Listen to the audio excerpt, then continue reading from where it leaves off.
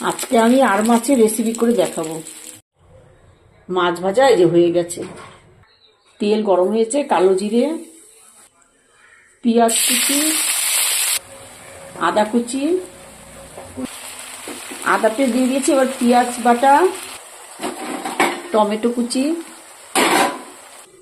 জিরের গুঁড়ো, লঙ্কার গুঁড়ো, ধনে গুঁড়ো। এবার একটু জল দিয়ে দিলাম। এবার মশলাটা দিয়ে দিলাম,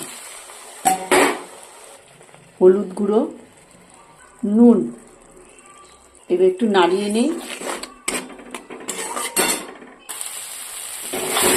মশলা কষা প্রায় হয়ে গেছে, মশলা কষা হয়ে গেছে। এবার অল্প জল দিচ্ছি।